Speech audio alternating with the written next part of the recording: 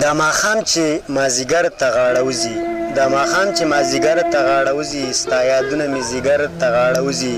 د سپوږمۍ د رڼا راز راته معلوم شو، د سپوږمۍ د رڼا راز راته معلوم شو، دا هم پټ په پټه لمر ته غاړه وځي. لروبرو یوه ورځ به داسې وشي چې کابل به پېښور ته غاړه وځي، هم هغه خلک د کلي در په در شي، هم هغه خلک د کلي در په در شي چې د سرو ګلونو کر ته غاړه وځي. وځي وځي بختورو سره وځي، وځي وځي بختورو سره وځي، ښکلي مونږ سره چرته غاړه وځي. غنمرنګه یاره ستا د زړه دپاره، غنمرنګه یاره ستا د زړه دپاره، عزیز ستاسو ټول ټبر ته غاړه وځي. ګرانو مینوالو د ژوند رنګ خپرونې کتونکو، خماري سبزی یو ځل بیا ستاسو په وړاندې حاضر یم. نن بیا چکې سر ته راغلي یو او د خپل خوږ د خپل ګران ملګري انور حماد سره ناست یو. د دوی نه به خوږې غزلې ریکارډ کوو، د ژوند رنګ په شیشه به ستاسو سره شریکوو. هیله لرو چې ستاسو به خوښې شي. انور حماد صاحب تاسو ته د ژوند رنګ په خپرونه کې هرکلی ویم او زموږ د ژوند رنګ خپرونې کتونکو سره به څه شریک کوي. السلام علیکم. د ټولو نه مخکې خو زه ستاسو ډېره مننه کوم چې تاسو د پښتو ژبې دپاره دومره هلې ځلې شروع کړې. بیا تاسو سره چې څومره هم کسان دي د هغوی ډېره زیاته مننه کوم. او بیا په دې من ډېره زیاته خوشحال شوم چې تاسو چکېسر ته راتګ وکړو. او دې دپاره نو زه به درته د غزل نه مخکې څو شعر ووایم چې تا مړ نه کو ما مړ نه کو چا مړ که د کار سړی، چې تا مړ نه کو ما مړ نه کو چا مړ کو د کار سړی. نه نه زه داسې نه وایم چې تا مړ کو د کار سړی.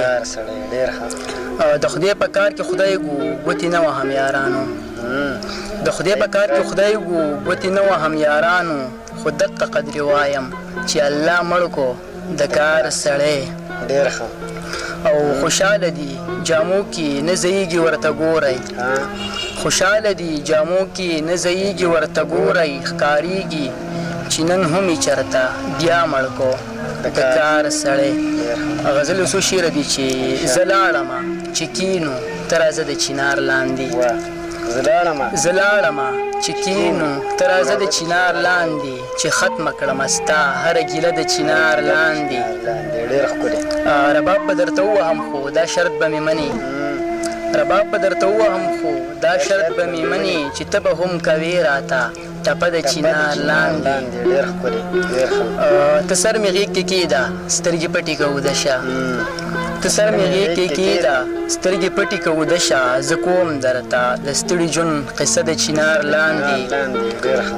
شعر دی چې زما او ستا تخلیق خالق صدا رنګې دی کړی، زما او ستا تخلیق خالق صدا رنګې دی کړی، چې زه یم چنار ته یې چینه د چنار لاندې.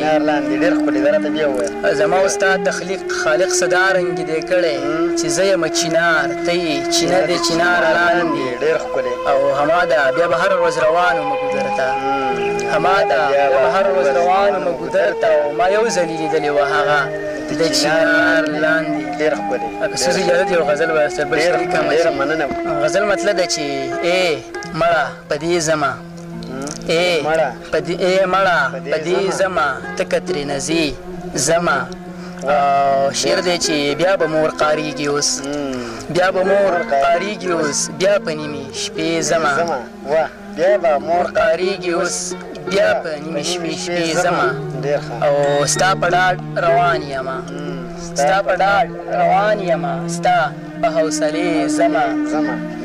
او خواته مې جوخ ونیسه، خواته مې جوخ ونیسه، ځمه ښه بېبې ځمه. او بیا به چېرته راشمه، بیا به چېرته راشمه ښه په دې وعدې ځمه، بیا به چېرته راشمه، بیا به چېرته راشمه ښه په دې وعدې ځمه. او ما به د الفت په لار، ما به د الفت په لار خوشې نه پرېږدې ځمه. او پروت دی راته ډېر مزل، پروت دی راته ډېر مزل، نه کوم دمې ځمه.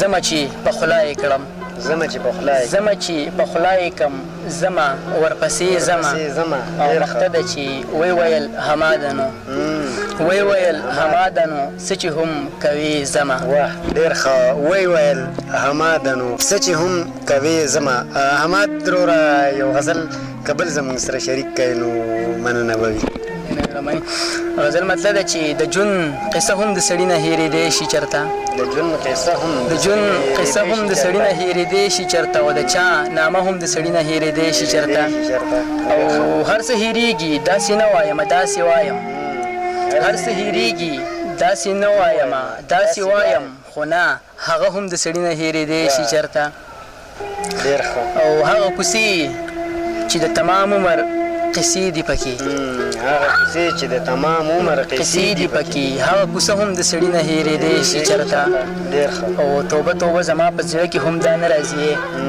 توبه توبه توبه زما په زړه کې هم دا نه راځي توبه توبه هم د سړي نه هېرېدی شي چېرته او هغه لمحه چې د چا یاد کې سړی سم وژاړي هغه لمحه چې د چا یاد کې سړی سم وژاړي هغه لمحه هم د سړي نه هېرېدی شي چېرته او د هغې د خولې نه وتي دغه څو لفظونه د هغې د خولې نه وتي دغه څو لفظونه چې وي زه هم د سړي نه هېرېدی شي چېرته او مقته ده چې ویلې هماده څومره ګرانه وه او څومره اوږده نننۍ روژه هم د سړي نه هېرېدی شي چېرته ډېر ښکل ګرانو مینهوالو د ژوند رنګ خپرونې کتونکو دا و زموږ ورور حماد انور حماد صاحب چې د دوی نه تاسو خوږې غزلې واورېدې زه خماري صاحب زه تر نوې خپرونې اجازت غواړم د الله په امان